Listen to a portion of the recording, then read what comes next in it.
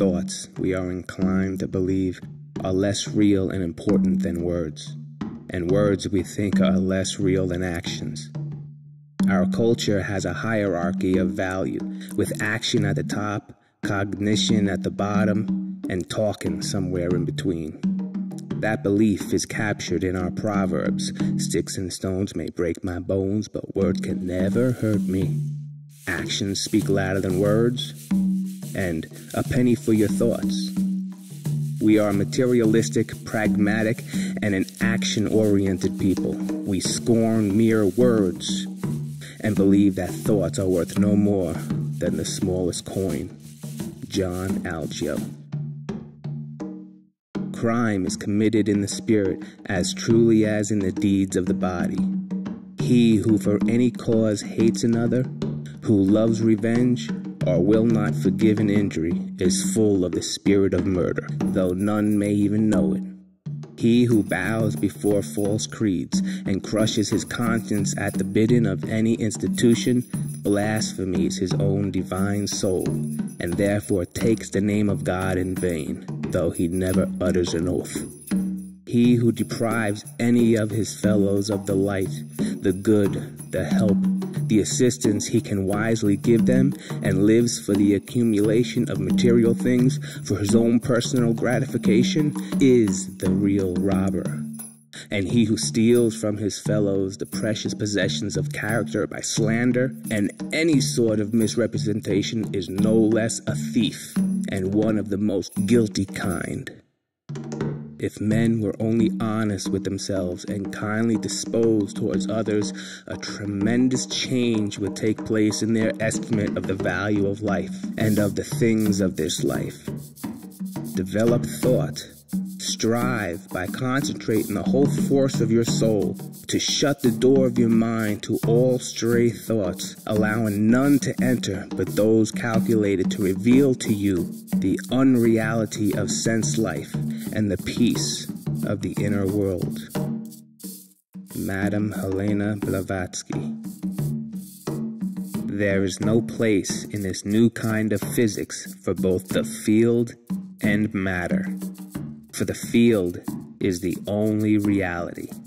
That was a quote from the great Albert Einstein. And I want you to remember that because I'm going to be talking about the field and how your thoughts interact with that field later on in the video. Om Tat Sat Om.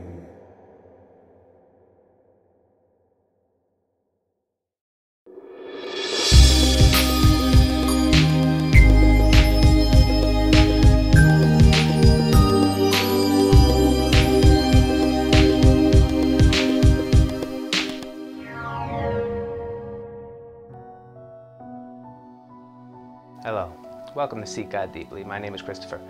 This episode is called Thoughts. I am going to talk about the power and the principles behind thought. This is not a video about think and grow rich. Thoughts can bring about circumstances, but your intent behind them and the power that thought uses can be used in error and bring about certain errors in your life just because of conscious thought and subconscious thought.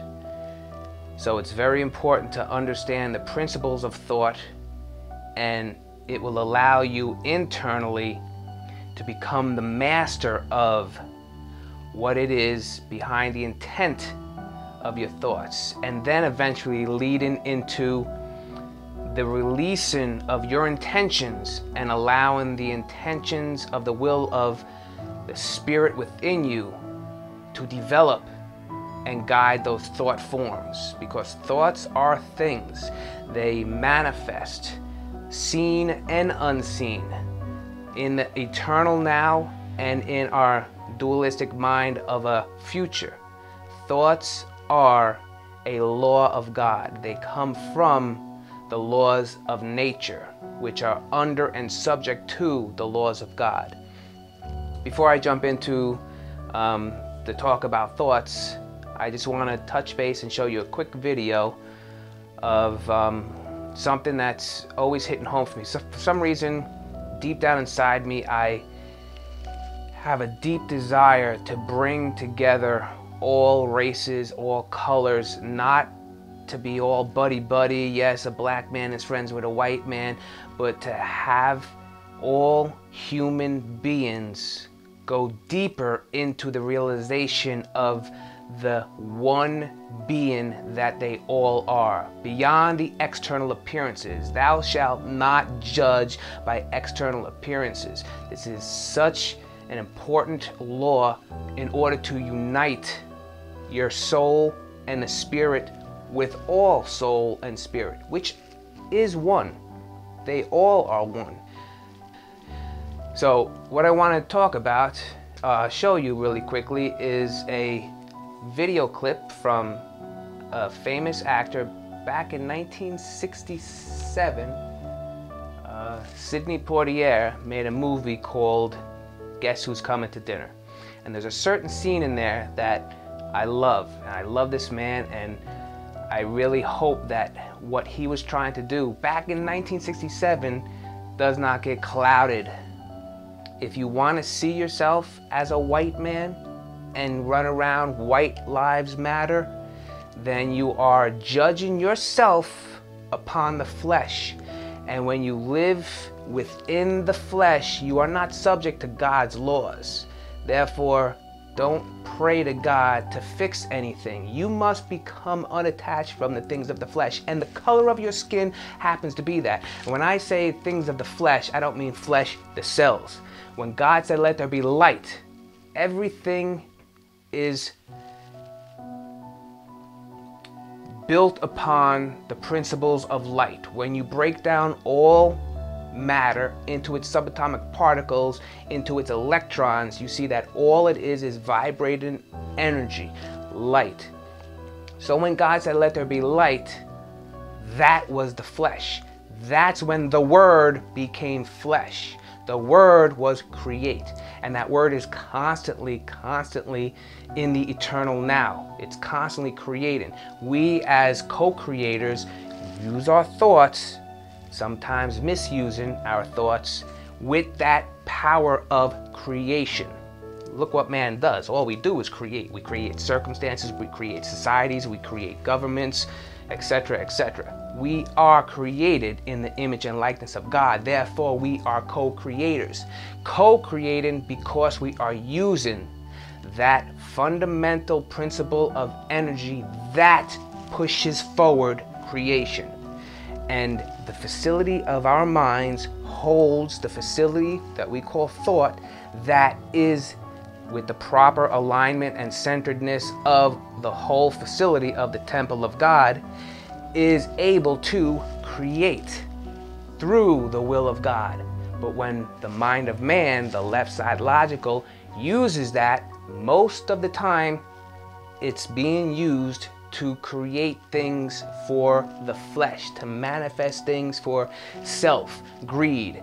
And it's in those situations that the things of the flesh will manifest and bring back exactly what you don't want, because of a simple misuse and misunderstanding of the power behind thought. So this is not a Think and Grow Rich video, and I want to show you this video really quick before I go on to thoughts, because so deep in my heart I want us all races, all religions, this one beautiful little planet revolving around one beautiful life-giving sun, among billions of life-giving suns that obey the 7 laws of God. I talked about that in my last video.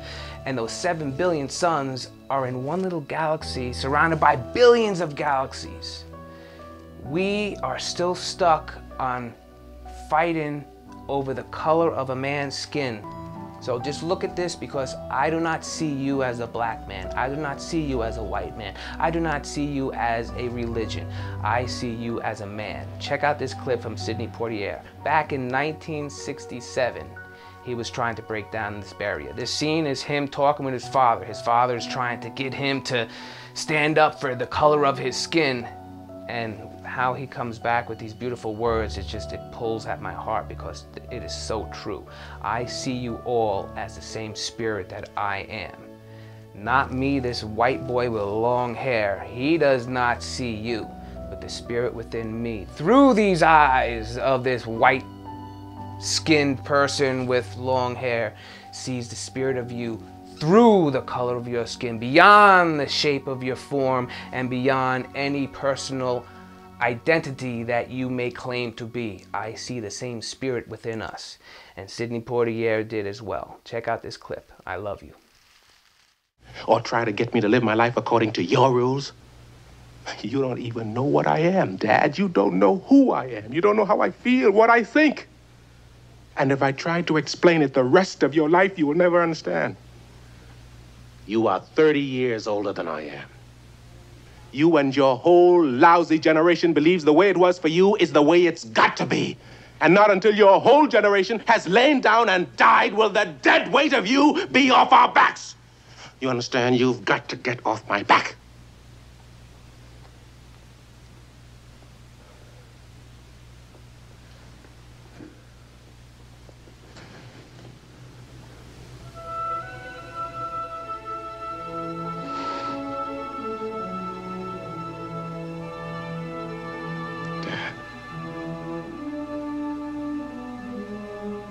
Dad, you're my father. I'm your son. I love you. I always have, and I always will. But you think of yourself as a colored man. I think of myself as a man.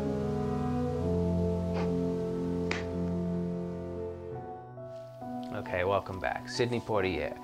I see myself as a man. It's such a powerful thing when you're in the ego mind to see yourself as just a man. But then to be a man is to remain in the flesh. And when you are in the flesh, you cannot please God. You are still subject to the laws of nature, not the laws of God. And in order to go beyond seeing yourself as a man, while you are in the mindset and physical nature of manhood, you dwell, you think upon the things of the spirit. And when you are thinking and putting yourself in harmony thought-wise, mentally, in harmony with the laws of nature, by thinking upon the spirit, then automatically the rest of your being puts itself in vibrational harmony and attunement with the laws of nature. And the laws of nature will always be in harmony because they are subject to the laws of God. So there's no way man in the flesh can jump and become in harmony with the laws of God, because we are not subject to the laws of God while in the flesh. But being in the flesh is not a physical thing. Within our minds, when you think upon the things of the spirit, when you put your thoughts in harmony with nature's harmony with the laws of God, and you put yourself thought-wise in vibrational attunement with the laws of nature, therefore you then fall subject to the laws of God through the laws of nature that the mind of man can put itself in tune with. There's a verse I'll show you later. I talked about in my last video, I talked about that I don't really go to the Bible as much, and I got a lot of emails that said, please still do it. So what I'm going to do is I'm just going to show you one Bible verse before I get into the talk about thoughts, and then after I'm done with that, for the ones that don't really care about the Bible verses, at least you'll be able to see the talk about thought. And for those that want to hear my interpretations on Bible verses pertaining to thought and the power behind thought, we'll do that at the end. So what I want to do is, before I talk to you about thought, I want to touch base on karma. I talked about in the last video that there is no such thing as karma. and karma is created by the mind. Now, there's two parts of you. There's the part that's in the flesh, and when you're in the flesh, karma does not exist. It's created in the mind. But when you are in the spirit, there is a law of nature that we in the flesh call karma, but it's a law that the laws of and the power behind the field that nature exists in. When I say nature, I don't mean the pretty trees. Yes, the pretty trees are beautiful and this planet is beautiful, but when I say nature, the laws of nature are in effect from one side of the universe to the other side of the universe, from inside of a star with no planets to a full solar system to a solar system like ours that holds life. The laws of nature, let's look at as a web, a field. And those laws of nature carry vibrations. Everything is vibration. Within those laws of nature, it grows the trees. It beats your heart. These are laws that we interact with through our three bodies: physical, mental, and your higher, you could say etheric, astral body. We'll go with astral body.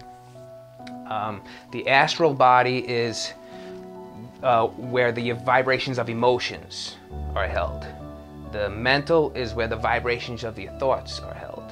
And then the physical is both a receptor and a sender of a combination of the both. So the physical is really the conduit connection between the astral, spiritual, and mental vibrations. And all of those interact with the field of nature. Of course, we are subject to the field of nature, the laws of nature. So karma, what the human mind likes to call karma, I like to call it the spiritual equalizer. And there's other, I think, there's other people that call it different things. Max Planck called it something else. But inside the laws of nature, the power is a power of harmonizing. It's a power that is accurate in equalizing and putting back into nature's natural state that field. So what I mean is, as we think thoughts, those thoughts are going into this field that is connected through from one end of the universe to the other. If our thoughts are negative and hatred, things that force death, and when I say death, I don't mean physical dying, I mean the opposite of life, because when God said let there be light, the word was life, live, and light was the key point for that process to begin. So the power behind all of nature is to multiply. Jesus tapped into that. Is to give birth. Jesus tapped into that. Give life, and so forth and so on. If we're able to think thoughts and they interact with this field, when we think negative thoughts, thoughts that vibrate unlike the vibrations of nature, nature, by its law of karma that we like to call it, by its equalizing power, automatically wants to neutralize that and put it back into harmony or dissipate it totally. And how we see that is the way nature responds to negative vibration is to bring you that karma. You now have to, through these laws and through the mental facilities that put it out of harmony, you must be the one on your end to neutralize that, to neutralize the negative thought and put thoughts of positive, put thoughts of the same vibration that nature holds. And when nature and your mental thoughts and your emotional thoughts, the astral body, vibrates in harmony with the laws of nature, then you begin to multiply. Then the good, the grace of God, whatever you would like to call it, begins to work upon you. The force that makes a seed grow into a gigantic, beautiful flower or a gigantic, beautiful tree. That is the laws that your thoughts can tap into and are there to multiply those thoughts, to manifest those thoughts. But if those thoughts are not vibrating in the same frequency as nature, in our mind of man, in this dualistic world, we call it thoughts of hate, negative thoughts. Those type of thoughts bring about discord within that mind that sent them out. Because the way nature neutralizes it is it brings it back upon the intent and focal point of where it came from, the individual. And therefore that individual has to purify himself of this karma, has to rid himself of this karma. How do you rid yourself from the karma? Jesus said it beautifully when the disciples were in the boat and they couldn't get anything to happen on this side. Cast your net to the right. If you're in a wave, 0 dB, if you're in a wave, this is the spirit above the water, this is the darkness below. If you're in the negative, the darkness below, just cast your net to the right. If you're thinking about negative stuff, just think about positive stuff. And I'm going to talk a little bit about the principles behind that, because in order to think pure thoughts, there must be pure intent behind it. There must be pureness of your heart. And understand that within the flesh, there's always two sides of how, when I speak, there's two sides of what I'm talking about. So when I say feel the love in your heart, or put the scriptures upon your heart, and then you see in the Bible it says purify your heart of evil. The heart and the spirit where love and compassion come from, where God sends the energy out of, there's no way that that heart needs to be purified of evil. So there must be another heart that we're speaking of when the Bible says purify your heart from evil. Within our minds, there is that heart that can love you a lot, love you a little. I don't care about you. I hate you a little. I hate you a whole bunch. It's that heart that has a spectrum that can have that potential for evil.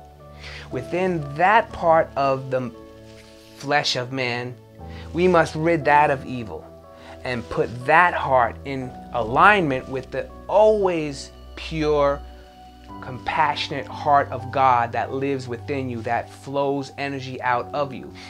That energy is always knocking at your door, trying to get through that heart of evil.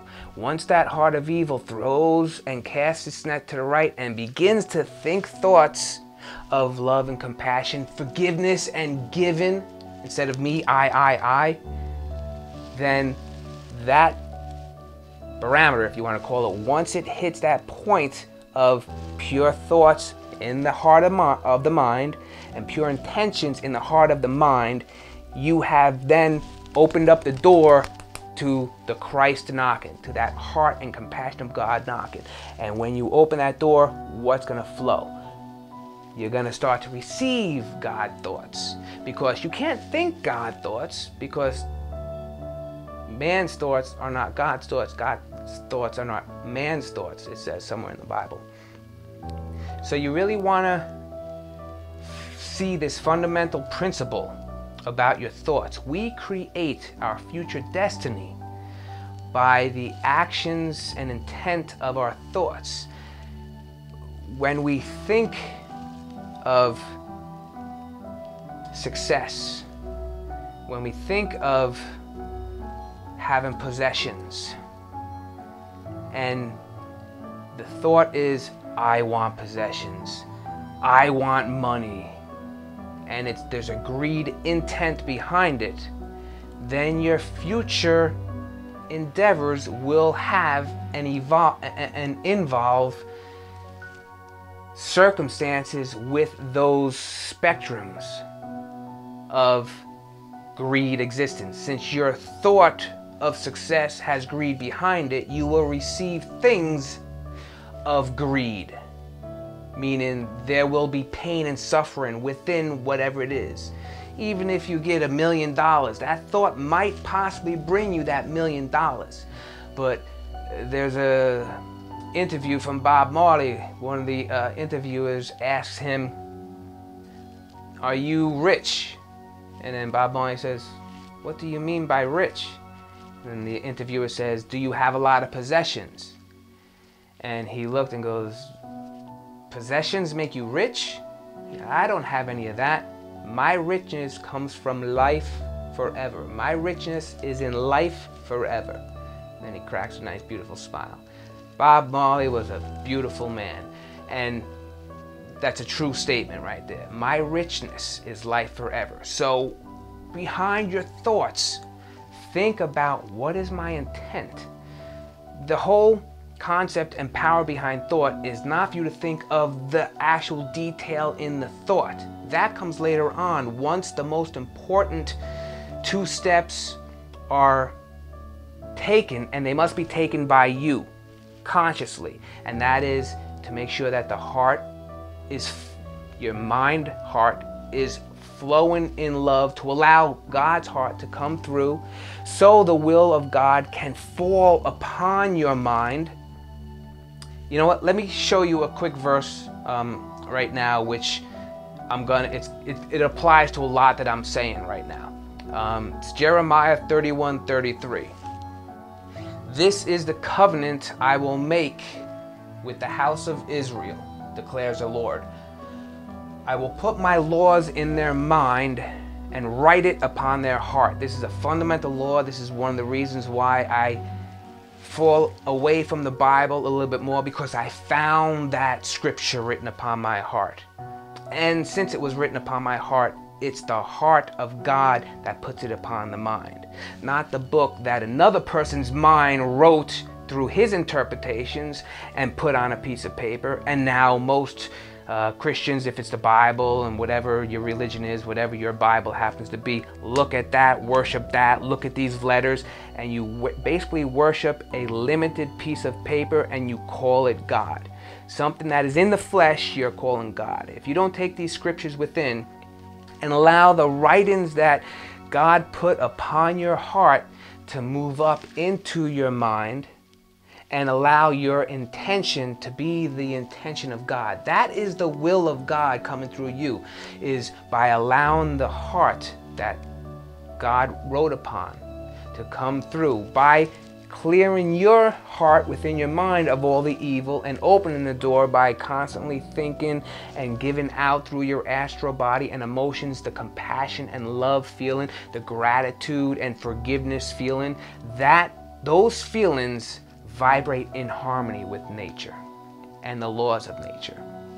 When you're vibrating in harmony with the laws of nature, you are now subject to God, because you are not in the flesh, you are in the spirit. If you're looking with your 2 eyes, then of course I look like I'm in the flesh. But is this who I am? When you pass away, this stays. So this is not who you are. And when you pass away, you do not die. You pass this away and you move to your next level if you are allowing yourself to become subject to the laws of God by putting yourself in vibrational harmony with the laws of nature. And it's by that process that your karmic debt through nature is left behind, becomes the illusion, and is no longer an issue with you moving to the next part of what life has for man not in the flesh but in the spirit. So remember that karma is the law that adjusts all the effects that are created by the cause. Your thought is the cause of whatever that, if it's a negative thought, it is the cause of that negative effect. The vibration is the negative effect of that cause. So karma, because that negative effect is not in vibrational harmony with the laws of nature, the laws of nature will equalize that in her beautiful ways. And upon your mind, that karmic debt will be paid. And you can do it the easy way by just casting your net to the right, becoming a new man, putting on the new mind, and allowing the word that was written upon your heart to move up into your mind, so that you are now the witness of the will of God, and you operate and allow your temple to be used by that spirit. And now the adept that you become is now flowing with the laws of nature, allowing the laws of God and the spirit itself to flow through you. There is no attachment in that state of being. There is only a giving, a forgiveness, a compassion flow. One will never receive anything unless they give. And it's through the thought that you must give. And if you're receiving things of the flesh, then you're given thoughts of the flesh. And most of you say, yes, that's exactly what I want. But talk to those people. Talk to the people that are rich. Look at most of them that either commit suicide or have failed relationships. Money can never be the thing that makes your life better. If it does, then the life you are talking about is not the life that you really want, truthfully, deep down inside. Some of you may say, oh yeah, I do want a lot of money. And then that's exactly what you will get, and that's exactly what you will have, and that is all you will have. There'll be no compassion there. There'll be no love there. There'll be no connection to your true self there. And if you don't mind that, then that is your kingdom, and your kingdom will come. Yet it is here now.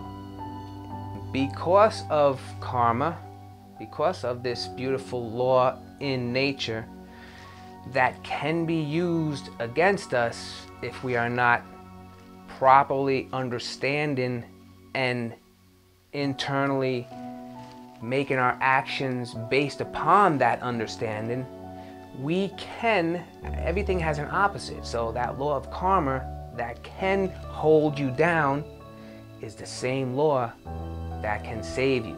It's the same law that can release you from your burdens, from this flesh, even while you're still in the flesh, and become the master that you are. Become the co-creator in the image and likeness of the one who created us all. If we know that our mental facilities give off vibrations that interact with nature, our emotional body, the astral body, gives off vibrations that interact with nature, and they interact with themselves. A thought of something that happened in the past can trigger an emotion, and now you have thought and emotion agreeing with each other negatively and putting that out into the laws of nature for karma to come back and either neutralize it or enhance it. Since we know that those two facilities have a strong influence upon our lives by the internal expression of them to the external, through the physical body, through the mental body, and through the astral body, we have now the tools and the understanding of where should we focus our intention on making ourselves more of the perfect man. We know where to focus our corrective intentions. In other words, the mental processes that occur external from us, coming from the laws of nature, that will influence us, are like they happen within our brain. The receptors of those things are exactly what sends it out and what brings it in. It's almost like a radio station. The radio station gives off a signal, and then I have this little boom box that picks it up. The boom box doesn't have the music in it. The music is coming from the station. Well, that's how karma will neutralize your negative thought vibration, thought form that you send out there. That thought form is the string that brings the neutralization or enhancement back to you. It's like a two-way radio. If we know this principle and we take perfect care upon not what we think about, but more importantly, the heart and intent on why we are about to think about these details. And if you're sure there's no greed attached to it, if you're sure that there's purity within it, if you're sure that you understand the effects that will come about of it and that they are in perfect harmony with the laws of nature, therefore you are making God movements, because to put yourself in vibrational harmony with the laws of nature is to say, I want to be in harmony with the laws of God. And it's through these laws of nature which we are subject to that we make our attachment to our Creator.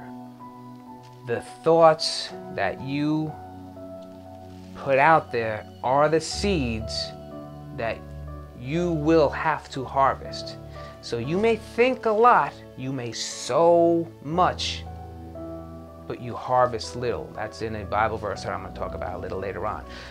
Basically what that means is you may be using a lot of your thought power, but sometimes your thoughts are on autopilot, hypnotized by a TV, or wandering thoughts where you don't have control of your thoughts, you're just letting them wander here and there, and you're thinking about this desire and sexual desires, or the greed desires, monetary desires, and those thoughts are planting seeds that go into nature.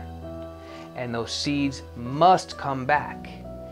And if they come back as a negative, then there's nothing there to harvest. A seed that you plant and nothing happens, call that negative, nothing happens.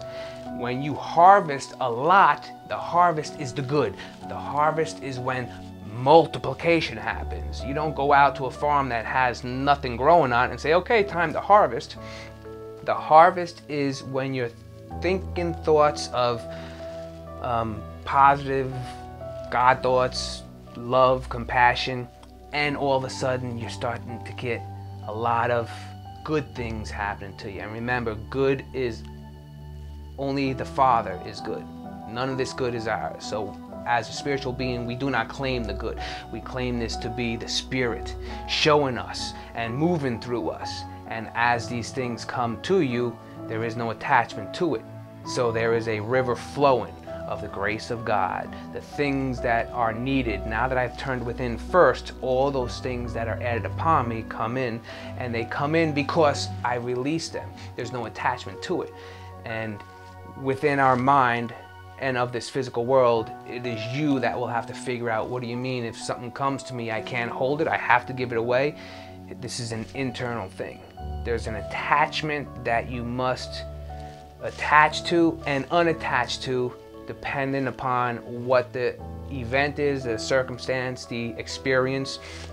And this is the part where you're in control of. This is the part where you are the one who must make your will in alignment or not in alignment with the Creator that you are.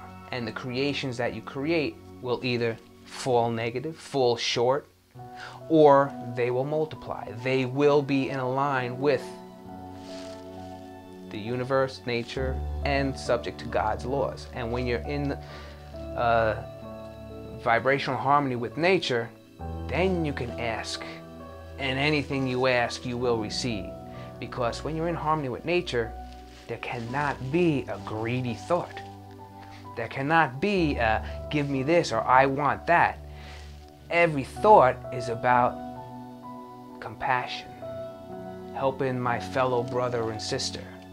And of course the Spirit wants that feeling, emotion, and vibration, which it is, to continue. So you will be flooded with the grace of God, because you are now a being of God, allowing the conduit to flow through you. It's a beautiful thing to see this inside, and I wish I could pull apart my brain and allow you to see it, but The way I see it will never be the way you see it, and the words that come out of my mouth will never be truth, because truth can only be realized and birthed within one's own being. And then you will try to put it into your words, and two spiritual beings together will laugh about the way they put it into words because they truly know the truth. But ignorant ones, like we see in this world that we're in today, will fight over them and war over them because they believe that their God is stronger than my God and his religion is wrong and mine is right. You should see some of the comments that I get. I want to show you a video from a website on YouTube. They are called You Are Creators, and you don't see the man talking, but there's a guy, Jeremy Bennett, who talks a little bit about the science behind thought. I want to show you that first, and I'm going to show you another video, and then I'm going to go into the scriptures. So this is Jeremy Bennett giving you a little insight on the powers that you hold. I love you. See you soon. Hey everyone, Jeremy Bennett here. Let's look at how powerful your mind is. Let's compare your mind to the most sophisticated man-made device ever created, the computer. The average computer can hold about 250,000 pictures, 20,000 songs, and hundreds of full-length videos. Nowadays on something the size of my finger. Crazy. But let's compare it to your mind. Your mind can perform an estimated 10 quadrillion operations per second without you even knowing it. Wild. Ask yourself right now, what's making your blood flow throughout your veins with the perfect amount of pressure to keep you alive? What's making your heart beat right now? Are you consciously commanding your heart to beat right now? No. What's maintaining your body core temperature to the perfect degree to keep you alive? What's doing the 6 trillion things to your 60 trillion cells every single second? It's something called your subconscious mind. This is the powerhouse to who you are. Your cat has it, even your puppy has it. But of all the things that your subconscious mind can do, it can't do one thing. And this thing can help you attract good things into your life, or can absolutely demolish your health. What is that one thing it can't do? It can't distinguish between a real event and something you merely think about. Sounds absolutely ridiculous, right? What happens when you have a nightmare? You wake up, your heart is pounding, you're sweating, and you're anxious beyond words. The nightmare existed in your mind. You weren't in any real danger at all. But your mind didn't know that. You physiologically reacted as if the nightmare was actually taking place in reality. There was a study conducted where a doctor hooked up an elite athlete, a professional skier, to a device that measured the athlete's muscle fibers. He told the skier to merely think about skiing down a hill without moving a muscle. The act of thinking about skiing down the hill actually made the same muscle fibers that would have actually fired off if he were to be actually skiing fire off from thoughts. This has been demonstrated time after time with the placebo effect. Group A suffering from a particular illness gets prescribed a pharmaceutical FDA-approved drug specifically designed to treat that illness. Group B suffering from the same illness gets a sugar pill, thinking it's real medication. Both groups get cured. In fact, researchers are suggesting that a minimum of 1/3 of all medical treatment, including surgery, is due to the belief that the treatment is going to work. The placebo effect. Most people don't realize that there is also something called the nocebo effect. It's practically the opposite of the placebo effect. The mind, instead of curing illness, contributes to illness. That's what a hypochondriac is. Their belief that they're going to develop a disease actually causes them to experience the symptoms of it. Whatever belief you hold in your subconscious mind will become your reality. Bottom line. Now, this is crucial to understand in all healing. Free will, as we understand it, is practically an illusion. In fact, 2 to 4% of the time, you decide what you want to do. You actually make the decision. 96 to 98% of the time, you don't. You're on autopilot. Your subconscious mind controls your decisions 96 to 98% of the time. Okay, Jeremy Bennett.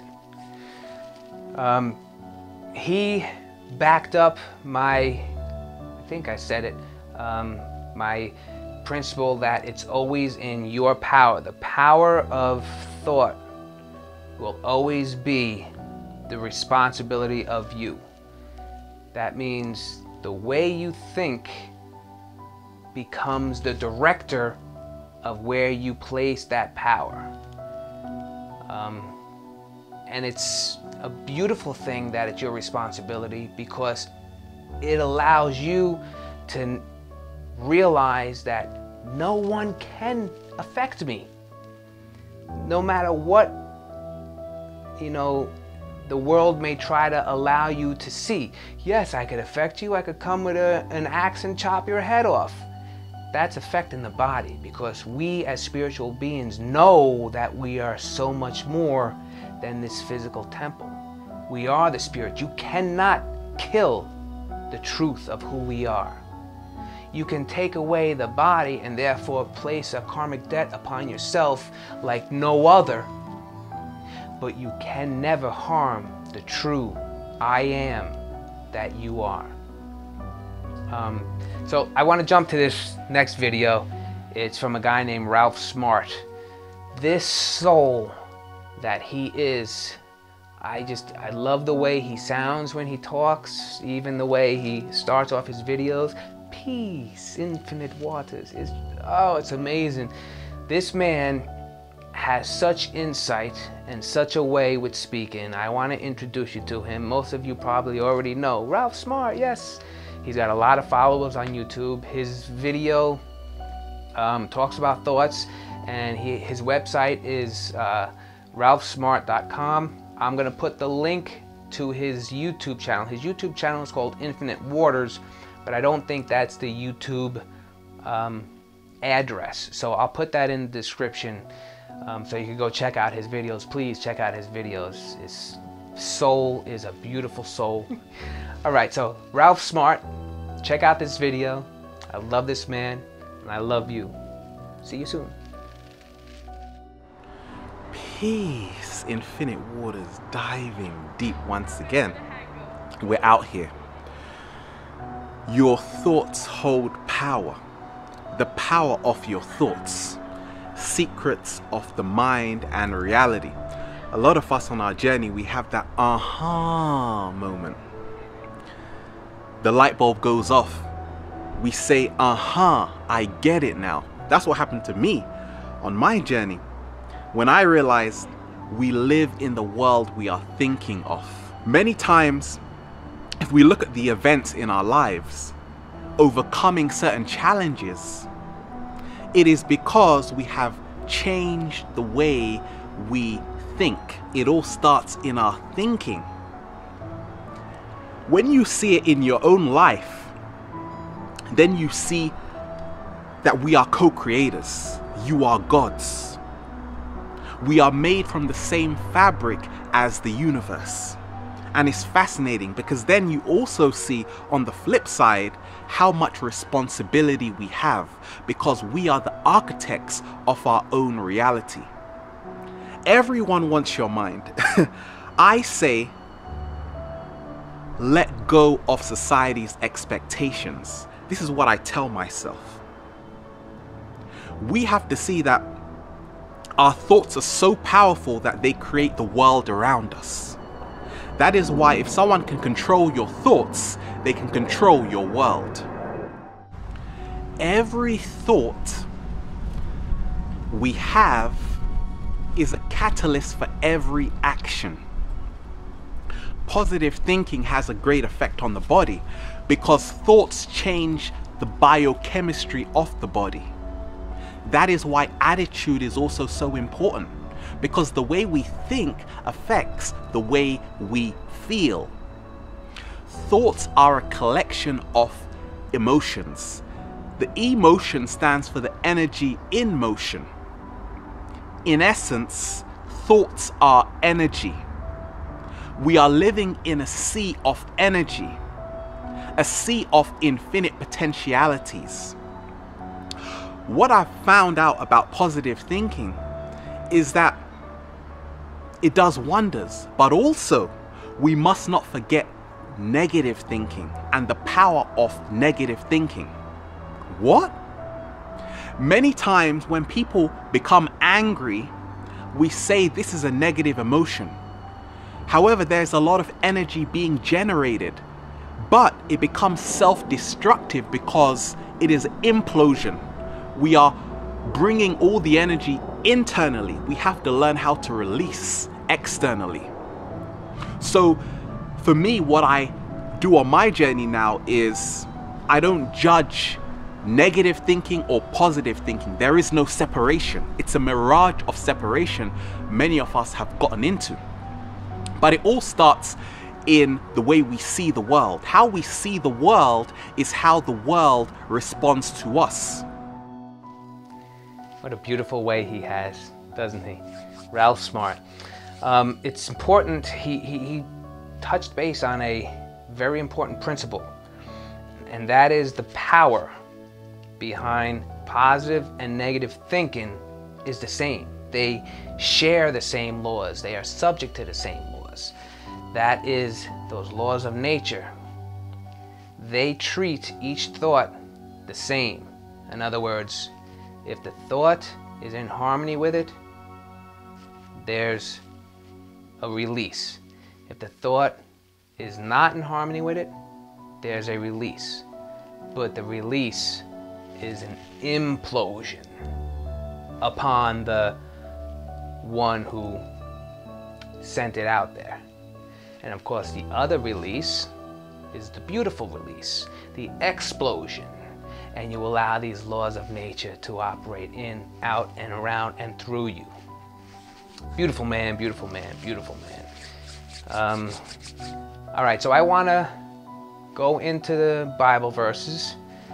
So all of you who don't particularly care about the Bible verses, I love you. Thank you for watching. Elohim is you. Elohim be with you. Has to be, because Elohim is you. I love you. And now for the Bible verses. I'm actually going to read from a piece of paper instead of writing it on here and turning around. Now remember, we talked about the New Jerusalem and the house of Israel. This next one is Jeremiah 4:14.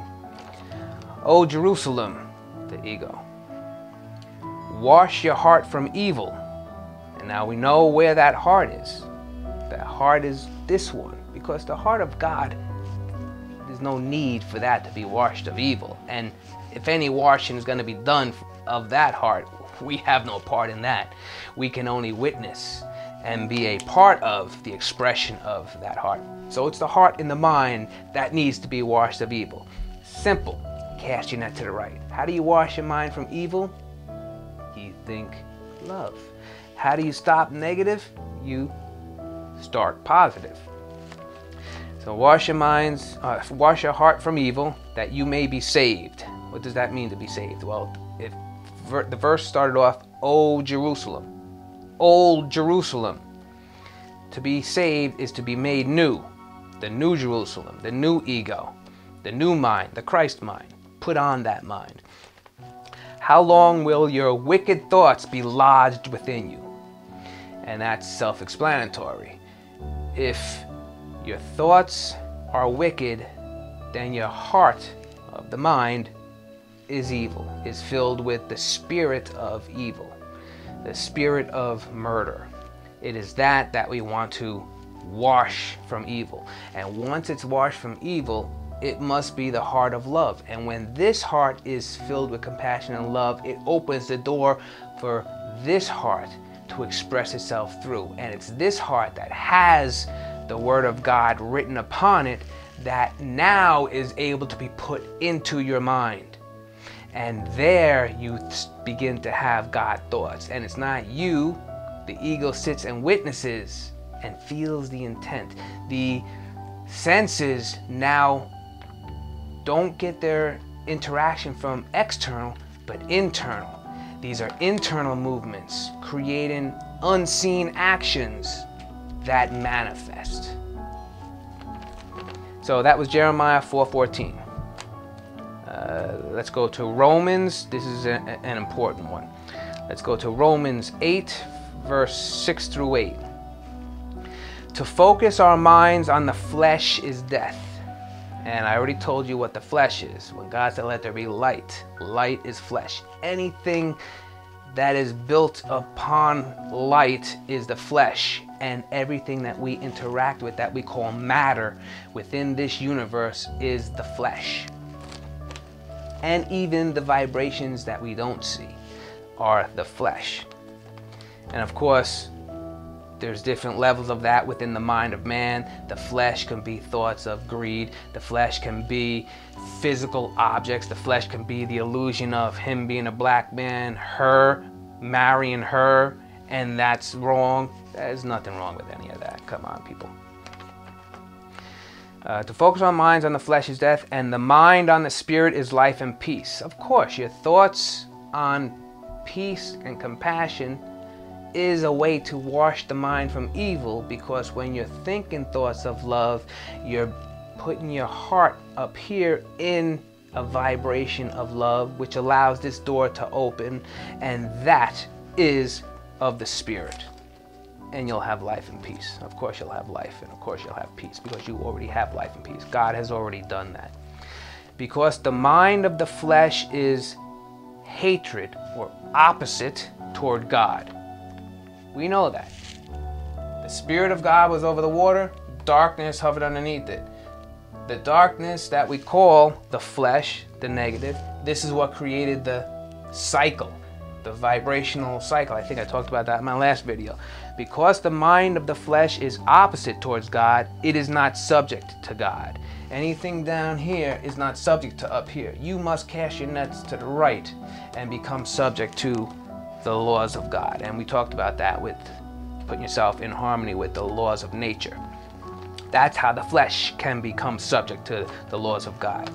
So it says, because the mind of the flesh is opposite toward God, for it is not subject to the law of God, because it cannot be.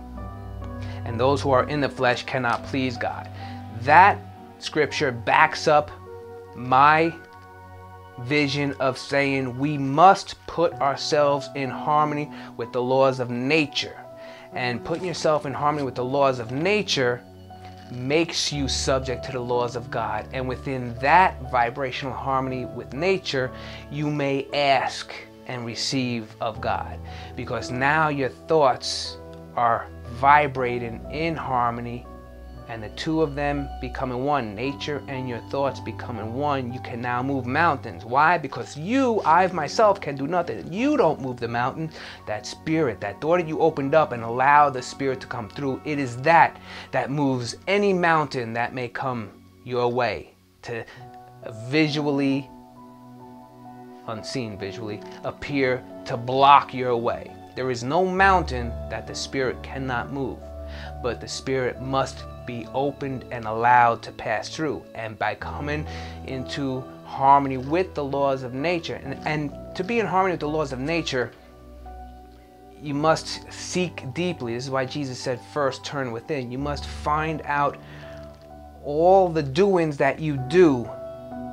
Are they filled with compassion? Are they those key words there? Compassion, love, harmony, tranquility. These key words are the things you want to meditate upon. Whatever your form of meditation is, the purpose of it is to start in thought, keep that thought on the vibration of nature in harmony, beautiful thought, and allow that to sink into the place where the door that Yeshua knocks on, and allow the heart to come through. Now all of a sudden God thought comes through. And you say, but wait a minute, now again I'm thinking. No, the way we think as a man is not the way you will think as the God that you are. Those thoughts are not man's thoughts. Doesn't mean that God thinks the same way we do, because it says your thoughts, man's thoughts, are not God's thoughts.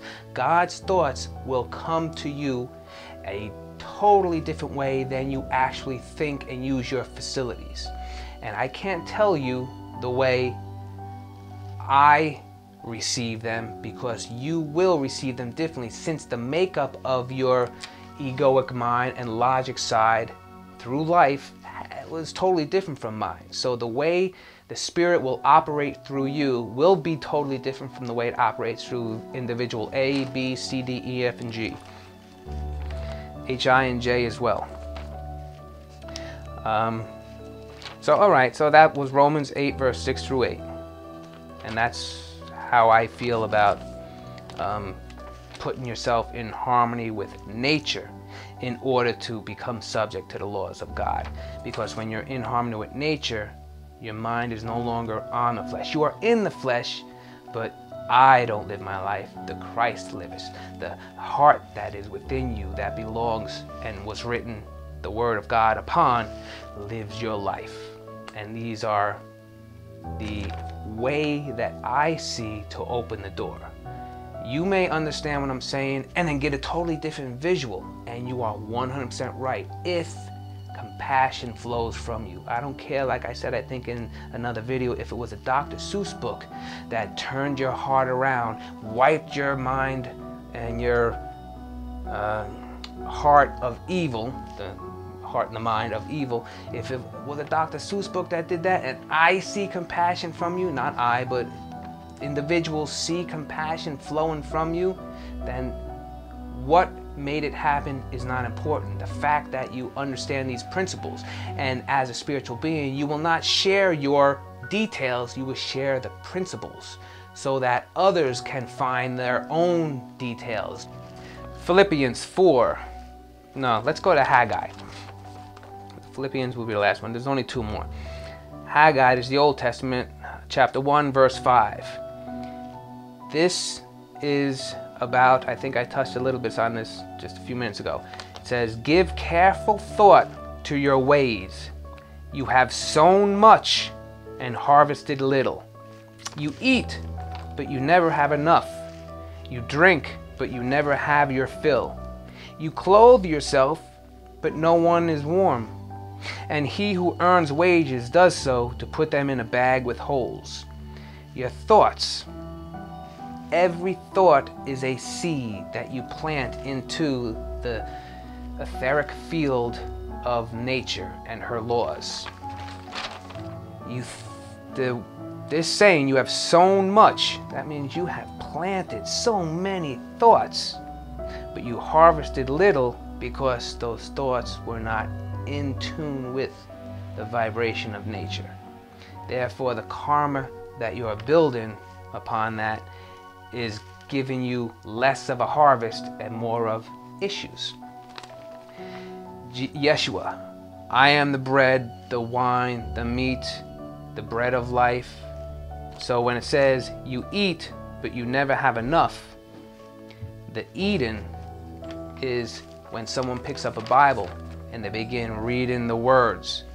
You're eating scripture, but you're not planting it in your heart. So of course you never have your fill. You clothe yourself. Take no thought in what you will wear, was one of Yeshua's verses. You clothe yourself, but no one is warm. So in other words, you're taking thought in what you will wear, but you're never warm. In other words, you're taking the external. You're drinking, but you never have your fill. You're drinking from the words in the scripture, but they are doing nothing to your life because they're staying up here where your heart of evil and love exists. And you're not planting those seeds, those scriptural seeds, into your heart down here, into God's heart, where that power to allow them to grow comes from.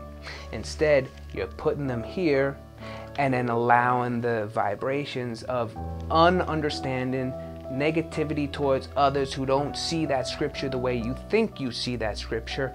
That goes out there, and you basically place karma back upon yourself. To be in a religion and to say that yours is correct and someone else is wrong, right there, that thought is a negative thought. To think that someone else is wrong is to say, I do not recognize the divinity in you. I am in error if that comes out of my mouth. You are in error if that comes out of your mouth. And then, of course, you have, and he who earns wages does so to put them in a bag with holes.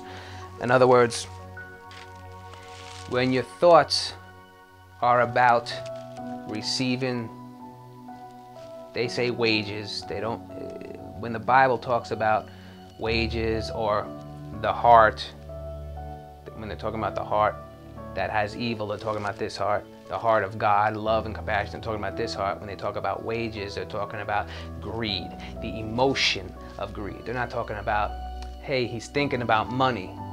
If I'm thinking about that person and that beautiful car they want, that same greed emotion is the same one used for the person who's thinking about, I need to get money so I can do what I want to do. That emotion is the same. The thoughts are totally different. So to get to the root, we're going to bypass what they're saying there by thinking wages means money. Those who think thoughts of greed will receive the things of the greed, and it will go into a hole in a bag. In other words, they feel that they are filling themselves up with the possessions that they want, but this bag that they're putting it in, and again, the bag resembles their soul, their spirit, their being, has a nice big hole in it because the bag was made from the greed vibration. A bag made of compassion is a bag that you dip into and give out. This bag, you don't need to put anything in. The grace of God has everything in here, and you are the one who are given. And that act of giving through the laws of nature, which are in harmony with God, refill that for you. There is no need for you to take thought in what you will need, what you will wear. First, seek within, and all that will be added upon you. And why will it be added upon you? Because when you seek within, you will find these truths, and compassion will be your main desire. To give, to forgive, to love will be your main desire. Not to receive, because to receive, to desire to receive things of the flesh is out of harmony with the laws of nature. But since nature is in harmony with love, tranquility, the one who also is in that frame of mind now has the grace of God, a bag that is constantly filled. And what does that person in harmony with nature want to do? Continue the process of what nature has done from the beginning. From the moment God said, let there be light, nature multiplied and created and manifested into different forms, into bigger forms, into life breeding forms, into multiplying life breeding forms, into all that we know of here on this little planet, in this big giant universe. Alright, so let's hit this last Bible verse. Philippians 4 verse 8. There's nothing deep about this. It's just spiritual principle and truth. Therefore, my brethren, my beautiful brothers, sisters, I love you all, the beauty of you. Therefore, my brothers, those things that are true, those that are honorable, righteous, pure, precious, those things that are praiseworthy, deeds of glory and of praise, meditate and think on those things. It's a simple principle. Meditate and think upon those things. In other words, once you're thinking thoughts of love and harmony, you have started the process of wiping evil from your heart of the mind. And once that heart of the mind is filled with love, it opens a door for the heart of God to flow through and guide your intention to the correct thought form. And that thought form, now in harmony with the field of nature, will manifest exactly the details of that thought form without hesitation. Why? because the intent and will was of the Father within you. It was not of the flesh. It was not from the mind of man. This is the Christ mind in action. And the New Jerusalem, your new ego, is the witness of the beauty and is constantly